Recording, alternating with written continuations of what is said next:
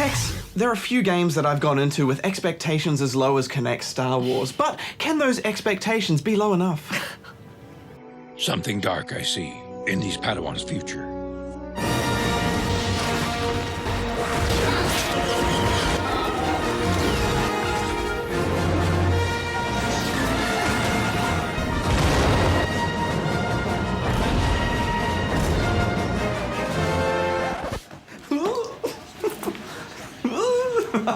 If there's one thing we gamers have always wanted to do, it's to hold an actual lightsaber in our hands and feel the Force within us. A Kinect Star Wars game makes perfect sense. I mean, what better way to feel the power of the Force than to actually wield it with your hands? Yeah, and this is the biggest Kinect game that we've played, and with a universe like Star Wars, there's plenty to see and plenty to do.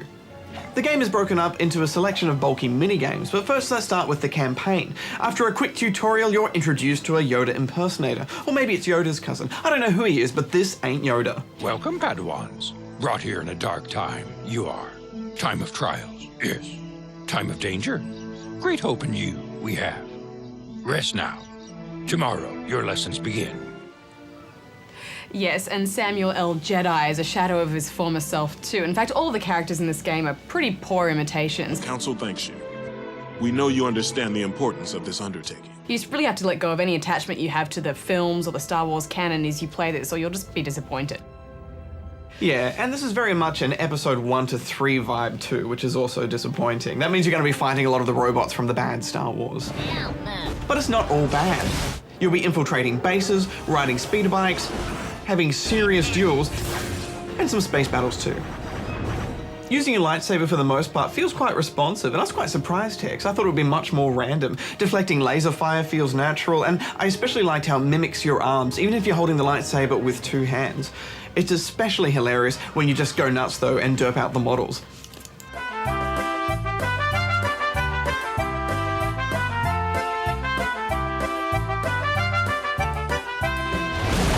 When you run into tougher enemies though, you'll hit some problems because the tutorial doesn't really do a good job of teaching you how to fight them.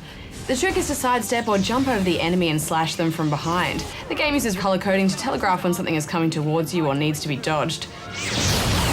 But with the exception of those speeder bike sections, I found the telegraphing wasn't really good enough for you to counter in time, especially because the Kinect has that slight timed response lag. Yeah, and you really notice that when objects are being thrown at you and you need to force them out of the way, or if you need to jump or do a dodge, and so I found those sections really made it more about trial and error than skill or reaction time.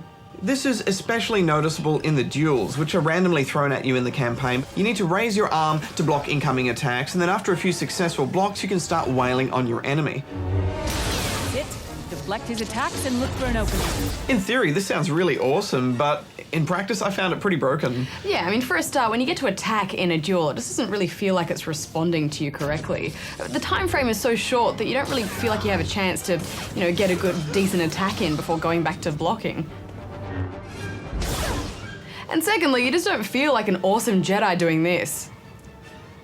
Yeah, it's like when they attack, you need it to be that slow, but it doesn't feel like it's in slow motion. They just seem like a really crap enemy. You're both just really derpy and slow.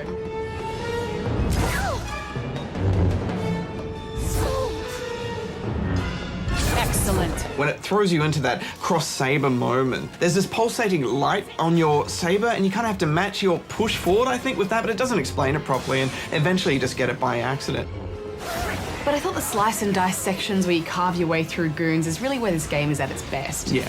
The camera will automatically swing to the next enemy, dashing towards them works well, and even though throwing your hand around to use the Force is a bit off at times, it's still pretty fun. I didn't really enjoy the Force stuff, and I should have. It's a perfect game for it, but I found it just wasn't responsive or intuitive enough. I think the biggest challenge in this game is just moving that character around, though. Like you said, the dash forward works fine, but everything else I felt just stilted the action. All the dodging and ducking and jumping, sometimes it didn't recognize me, especially that sidestep. There's not a heap of platforming here, but you can definitely tell they struggled with that. It's just a shame we can't have virtual reality treadmills that would solve all the problems. I think they did a little bit better than, say, the likes of Rise of Nightmares. Remember how you had to, twist your body to turn left and right? I mean, that was just so frustrating. I much prefer how games like Kinect Rush do it, where you can just move your arms. Yeah, I like that. The best part of this campaign was definitely the speeder bike sections. Racing through the jungle and braking to take out enemies and boosting forwards. It just felt like out of the films.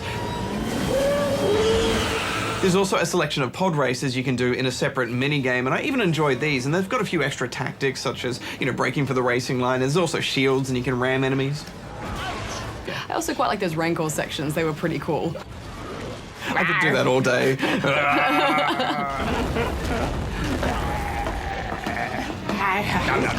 Oh, you can eat them. So we were having an okay time with the campaign and some of the mini-games. Some parts were better than others. There was a bit of frustration, and then we discovered this.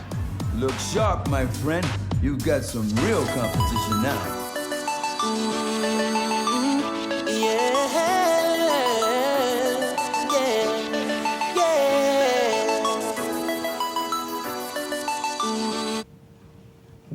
What the f? Like a star, you can't stop my shine. I'm loving clouds, hanging my head in the sky. I'm solo, I'm hunting solo, I'm hunting solo, I'm hunting solo. What's that doing in my Star Wars?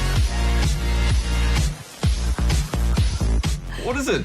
I don't hate dancing games, I'll put that out there, but there's a time and a place, and this just isn't it. This time, baby, I'll be plastered blue. Aside from the fact that it shouldn't be there at all, as a dance minigame, it's not that great. I mean, the song selection isn't good, the moves are quite often repeated, and they've replaced all the lyrics with these tacky Star Wars lines that, This way has a scent. It's not quite the childhood dream. So we need you. What's this? This is a bit 60s. This is a bit Austin Powers. This way. It's great to be in the air. I think this game feels really rushed to me. Some parts of it work quite well, but it's all overshadowed by Clunk. So you'll be having an okay time, and then suddenly something will happen that just doesn't work or doesn't feel right, and that frustrates you, such as the space battles. I should have loved those space battles, but then when it got to throwing the mines, it wouldn't recognize me, and that hologram just sat there taunting me. Kind of ruins it. And I think the devs know that parts of it don't work too well, because some parts, even if you fail, it just moves on. Even in the tutorial, I didn't get one of them, and it goes, oh well, good luck, it just moves on. Yeah. Teach me. I think overall it was just a little bit too ambitious. I mean, maybe if they sort of trimmed it down and refined the content, it could be a better game. But in general, I think it is just pitched really young. We're all waiting for big hardcore games to come to the Kinect, but I don't think it's ever really gonna happen. I mean, this is still just aimed at kids with all the Rancor stomping and the dancing games, and it's just not what we wanted out of a Star Wars game.